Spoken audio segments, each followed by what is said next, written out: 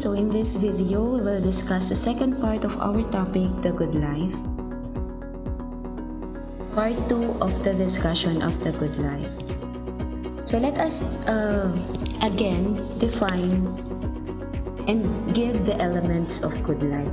So in an article discussing the meaning of life, Susan Wall presented a few theories that explain the meaning of life from various perspectives. So she explained different meaning of good life from various theories. So she presented few theories that explain the meaning of good life. So this is Susan Wall. So the first theory that she presented is the hedonistic theory. So in hedonistic theory, the meaning of good is a matter of how he or she feels regarding the quality of his or her experiences. So, dito naka-base yung experience ng tao para masabi yung definition ng good. What is really the meaning of good life in hedonistic theory? In preference theory, it states that a person's good is what one wants most of himself or herself. So, for example, some people prefer material wealth over prestige, fame, or a good reputation. So, mas gusto ng mga tao yung mga material na bagay kaysa sa magkaroon sila ng good reputation. Another theory is the objectivist theory. A person's good includes at least some of the elements that are independent of personal preferences and consist of valuable experiences such as meaningful relationships, friendships, and accomplishments. So, that is the definition of good life in an objectivist theory. So, Susan Wolf also stresses that happiness and meaningfulness are important elements of a good life. So, one's life can become meaningful when he or she is committed, passionate, and involved in an activities of worth. So, according to her, one's life can become meaningful kapag yung isang tao daw ay nag-commit or have passion and involved in an activities of worth. So, worthwhile activities. So, it must be noted that the involvements in any and every activity may not always bring pleasantness and enjoyment. So the idea of what a good life is could always be traced to the classics of philosophy. So in relation to this, Antonia Maccaro listed some components of a good life based on the writings of Aristotle. So this is Antonia Maccaro. So ito si Antonia Maccaro. So she listed some components of a good life based on the writings of Aristotle. So these are the components of good life. So the first one, we have the success and material comfort. So success is defined differently by different people. So according to the book of Dr. Ron Chenson, entitled Make a Life, Not Just a Living, it discusses there the common perceptions of individuals about a successful life. So Dr. Ron Chenson presented the 5 P's. We have the power, prestige, pleasure, possession, and we have the prosperity. So, he presented the 5 P's which are perceived to be the components of a happy, successful life. So, success and material possession are not inherently bad. So, hindi siya talaga masama.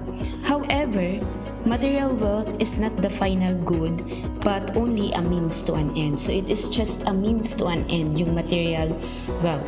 So success, meaning that success is not the ultimate good but it is still dependent on the validation of the society. So yung success is not actually the ultimate good because it is still dependent on the validation of the society. So that is the success and material comfort. Another one is the pleasure. So pleasure is not the ultimate good, pero yung pleasure is considered as the good in moderation. So pleasure does not automatically translate to a good life. So the desire for pleasure is a form of hedonism, the view in which pleasure is the highest goal. So in hedonism, pleasure is the highest goal. So the self-focused pleasure is not a long-term happiness. So yung self-focused pleasure, hindi siya long-term na happiness. The best kind of pleasure is derived from being involved in some worthwhile activity. So sabi kanina that the definition of a good, once good a person, so dapat na-involve daw siya sa mga worthwhile activity. So that is about the pleasure. So the best kind of pleasure is derived from being involved in some worthwhile activity. So a good life is a balance between value and pleasure. So the next one is relationship.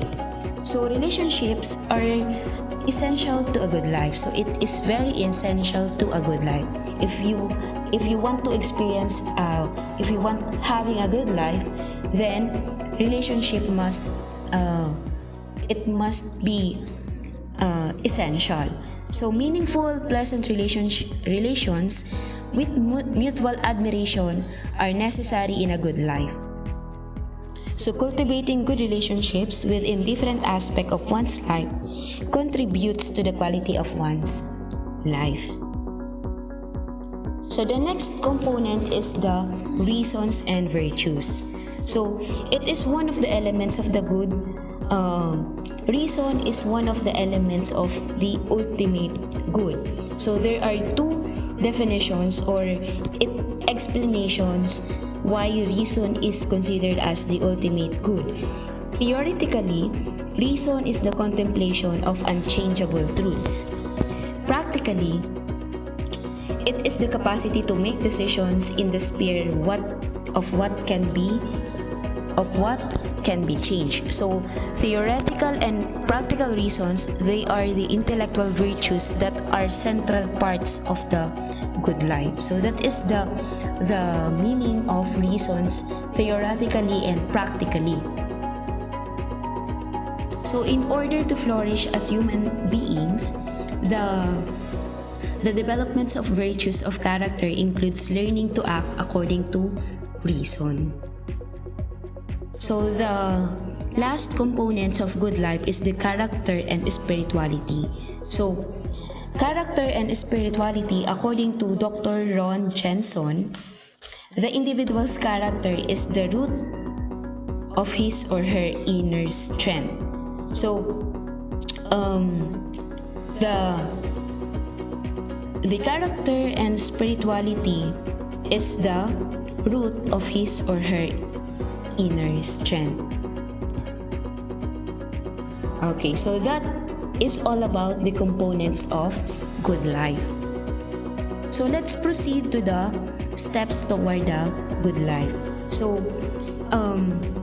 a study by Anne Birgitta Pesce provides a novel arrow model that illustrates the essential steps toward a good life. So the first step here is the relationships. So relationships is the most central. It is the most central step toward a good life.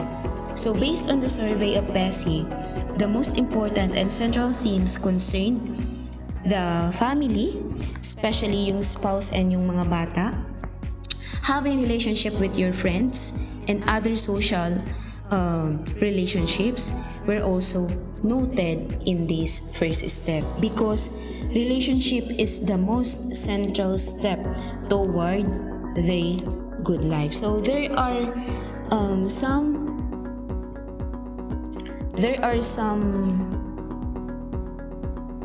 some quotations that illuminate this theme, because we need to have relationship with others. So kailangan natin ng relationship with our family, with our God, and of course with our friends and the community. Not only in our friends, pero pwede rin, we need to consider our relationship to our workplace, and we need to consider our relationship to other people. So helping others, commonality, a family of belonging, and a communal activity, as well as a happy childhood these are the examples of definitions of the good life included in the open-ended answers. So some quotations that we can actually illuminate in this theme, we have here so these are the quotations involved in relations. So to be able to be healthy, love and as good as possible to others. So if you want to be healthy, you should love. If you want to be healthy, love and as good as possible to others. To love and be loved. And of course, to accept and be accepted. To care and to be cared for. And everybody should have a safety net that consists of close people so that no one has to carry their burdens. Okay, so the next step is the balance. So the second step is about balance, contentment, and safety. So a very significant theme in this step is a peace of mind, including elements of equilibrium, so that is balance, safety, being at peace with oneself, contentment, and physical, psychic, mental well-being.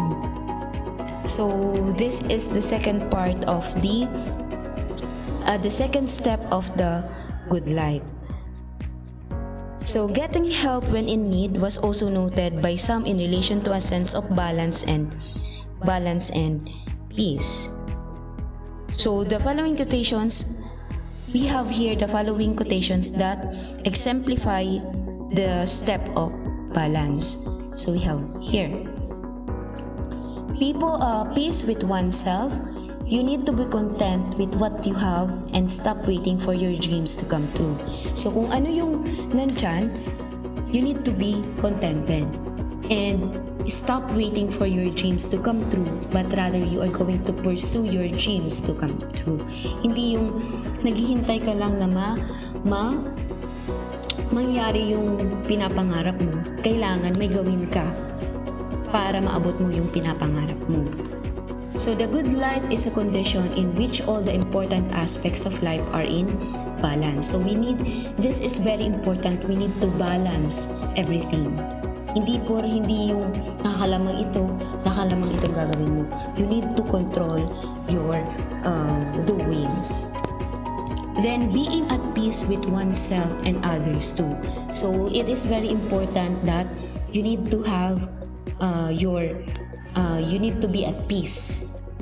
And kailangan mo ring maging kailangan mo alisin yung mga iniisip mo, yung mga nakakasagabal sa sa'yo. So para ma-attain mo yung good life na tinatawag natin, so you need to be at peace with yourself and of course with others. So hayaan mo yung iba, kung ano mo yung ginagawa sa'yo, huwag mong pakialaman mo lang yung sarili mo. Inner balance with respect to God, neighbors, and oneself. So this is a very good example that if you want to be at peace, you need to be at peace in God. So that is one of the most important thing. When you go to bed at night, you fall asleep right away because you don't need to worry about world peace and such things. So matulog ka because sleep is very important. Huwag ka na mag-isip ng mga kung ano-ano. You need to kailangan mo alisin yung mga bagay na mga nakaka-stress sa iyo. So that pagising mo, wala na yung mga bagay na yun. Mga problema, kasi lahat ng problema is masusolusyonan. So, peace is very important. Okay? A good life is balancing duty and fun, work and leisure. So, a good life is balancing duty and fun, work and leisure. So, wag palagi eskwela, wag palagi module. So, wag palaging trabaho. So, you need to have fun also at a time. So, you need to isang tabi mo muna yung mga module, kahit konti, mag-relax ka. So, you need to balance your duty as a student and you need to balance also your leisure. So, kailangan nating mag-relax din. Relaxing, kumbaga. Okay? So, that is all about the balance. Next step is the health. So, health, the third step of the good life is concerned with health. So, this is very important because health is very important to all of us, because if you want to have a good life, you should be able to be healthy. So, kailangan nating maging healthy. So, especially good health, dapat good health tayo. So, this theme concerned both the young and the elderly and individuals in between. In other words, walang pinipiling edad yung third step na to. So, these notions can be illuminated by such quotations. So, tingnan natin yung mga quotations under health. So, that one could die a healthy man. So, not too many or too difficult problems, at least a few good friends, family, and an interesting job as well. So, not overly big problems with money or health. So, ano yung ibig sabihin yan? So, we need to have at least, kasi kung halimbawa, marami tayong kaibigan, kasi yung, if you want to be healthy, you need to be at peace. So, connected siya doon sa balance.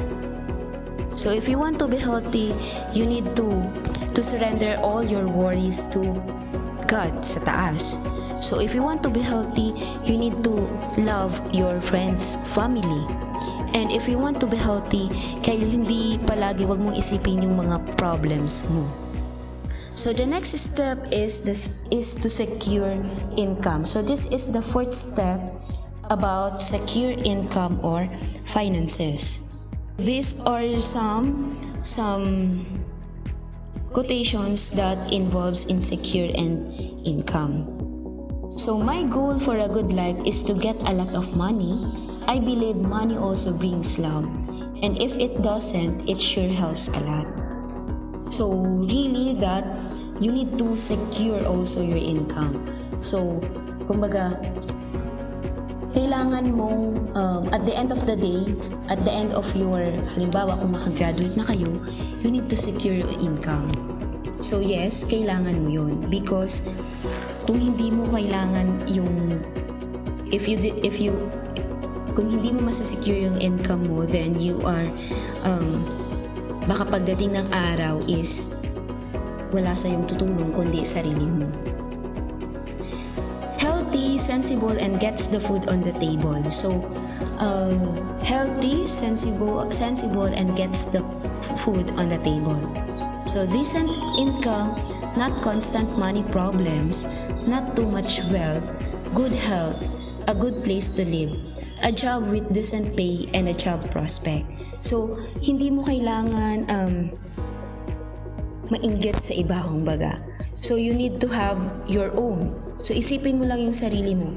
If you have this income right now, kung nag-income ka ngayon, then, anuhin mo siya sa, igastos mo yung pera mo sa tama.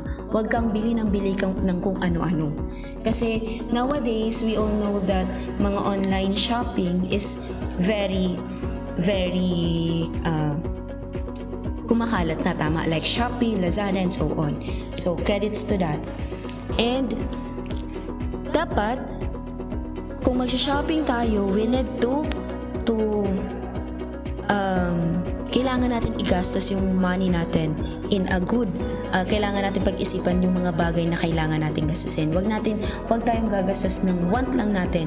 Kailangan gastusin natin yung mga need natin. Okay? So, para hindi tayo magsisi sa huli. So, in a good life, one learns from mistakes and little by little starts accepting oneself. If the way one is, that way you also get the respect of others. The worst thing must be the feeling of an unfulfilled life. So, that is all about the quotations under the secure income. The next step is the fulfilling oneself. So, the fifth step is about fulfilling oneself. Meaningfulness is the most significant theme. Its elements include having meaningful things to do, so a purpose in life, reaching goals, living according to one's value, and having dreams and joy in life. Okay, so that is the fifth step toward a good life, fulfilling oneself.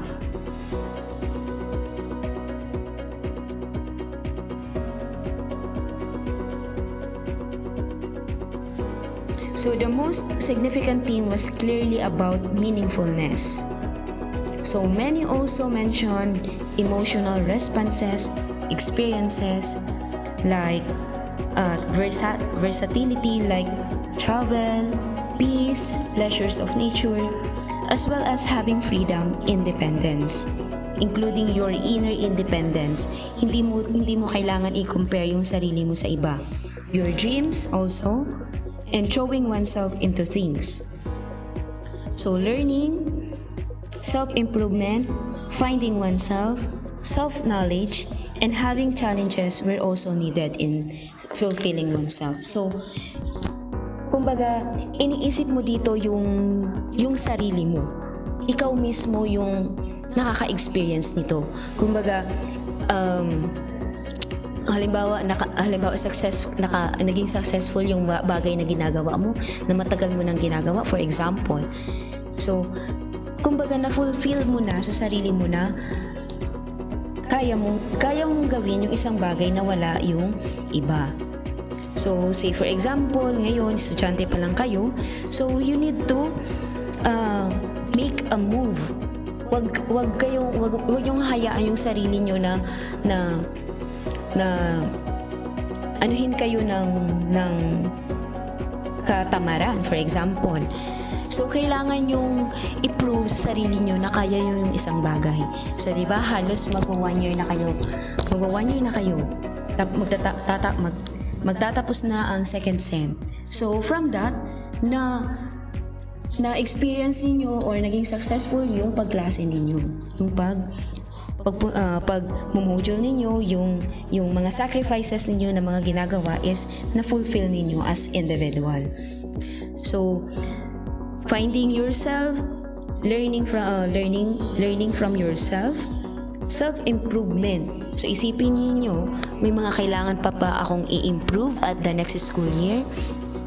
May kailangan pa ba akong gawin? May mga challenges pa ba ako na kailangan makuha as an individual?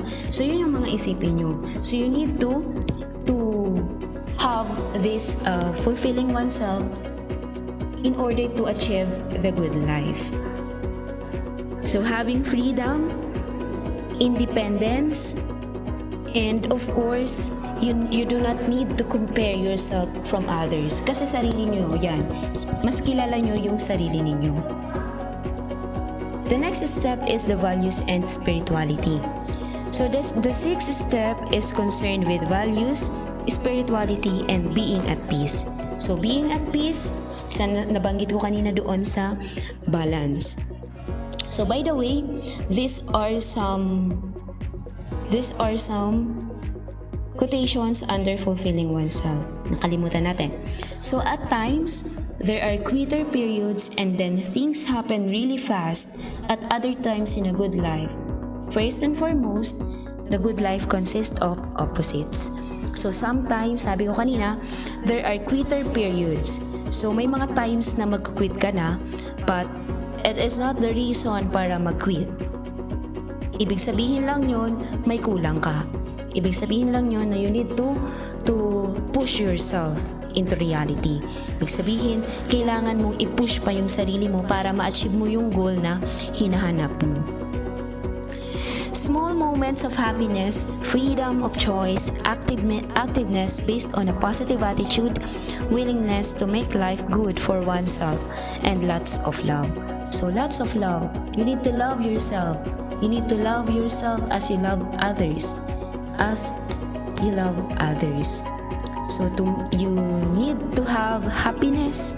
You need to have your own choice. Wag mong i-base yung sarili mo wag mong i-base yung decision mo sa iba kasi may sarili kang decision. You need to make your own decision. Kasi nga may freedom baga kita na mag-decide para sa sarili natin, tama. So, kailangan mo yung gamitin. Because kung magdesisyon ka na desisyon ng iba ang sinunod mo, then hindi ka magiging masaya at sa part na yun. Okay? Then activeness based on a positive attitude and willingness to make life good for oneself. So willingness to make life good for oneself. So isipin mo, lahat ng mga ginagawa mo ay para sa sarili mo. So wag mong i-compare yung iba. Wag mong i-compare yung sarili mo sa iba.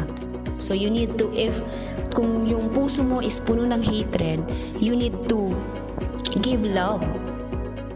Pero before you give love, you need to love yourself. Kasi hindi ka makakapagbigay ng love sa iba kung hindi mo mahal yung sarili mo. So tandaan niyo po yun ha. So you need to love yourself first before loving others. Para pag nagmahal ka ng iba, pag nilove mo yung ibang tao, alam mo na talagang love mo sila. Then to improve oneself in the following qualities, we have the friendliness, goodness, love, loyalty, justice, self-control, and patience. So friendliness, you need to hindi mo kailangan makipagkaibigan sa lahat ng tao. Ang importante, meron kang kaibigan na masasabihan. It's okay to have friends. It's okay to have few friends rather than to have more friends. Kasi hindi natin alam na ang dami niyang kaibigan pero pagdating ng araw, wala siyang pag nangangailangan na siya, iiwan siya. So you need to choose your friends wisely then. So it's okay to have few friends. At least may masasabihan kang problema at least makakatulong yun sa'yo. Alam mo na makakatulong yun sa'yo. Goodness, love, loyalty. So loyalty, so you need to be loyal. Justice, self-control. So self-control, you need to control yourself in every aspect.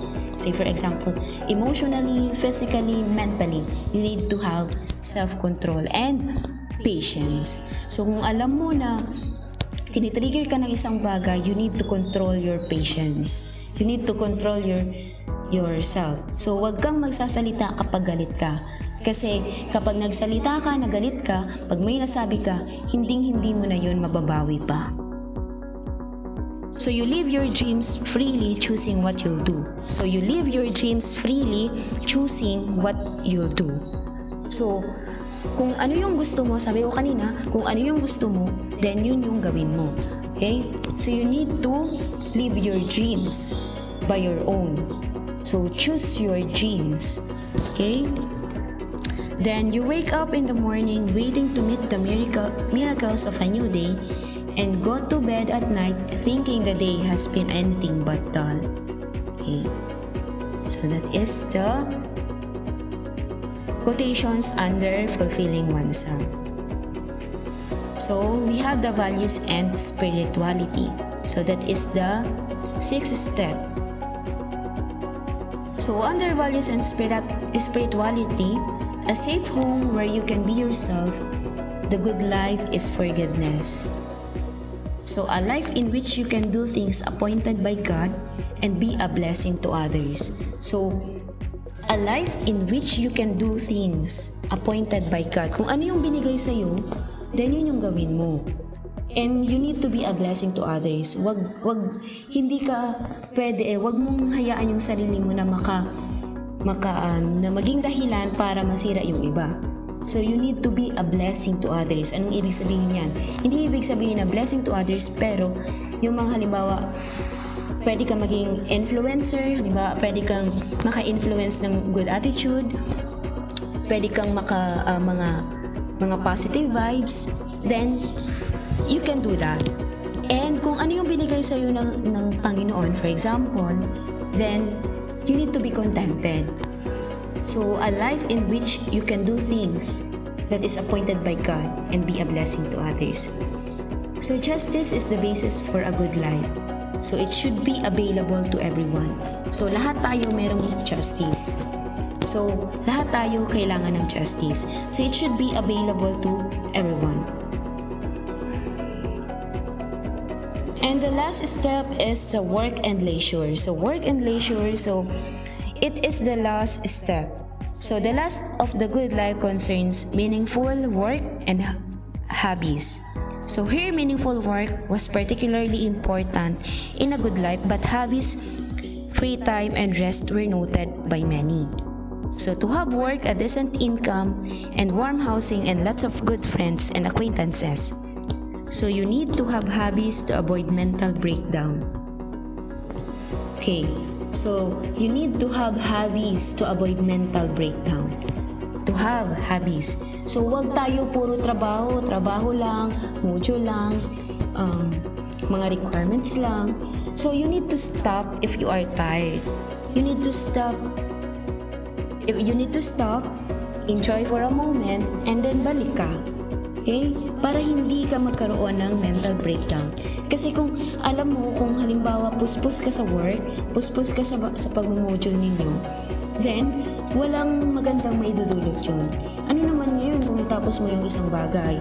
Kung pagdating ng araw is magkakasakit ka.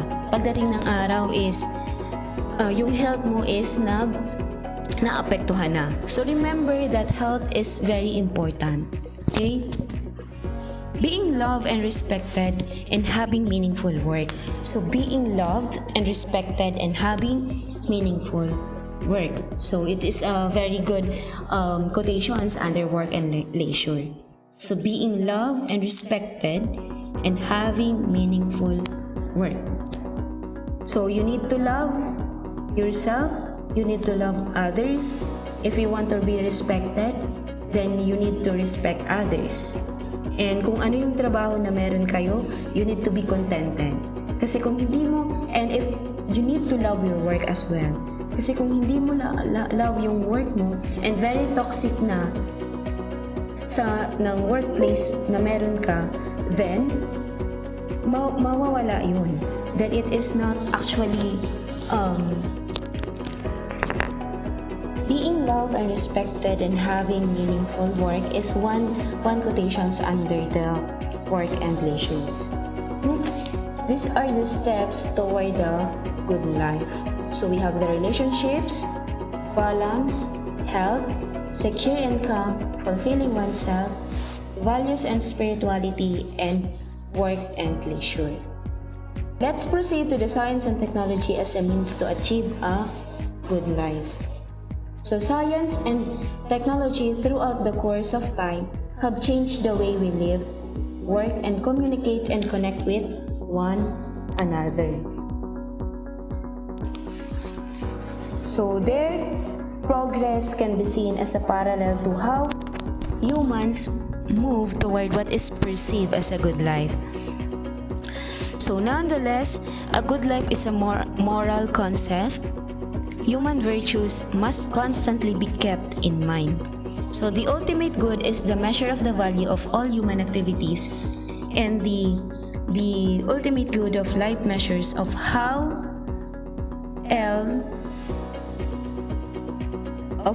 well one has lived up to his or her full potential as a human being.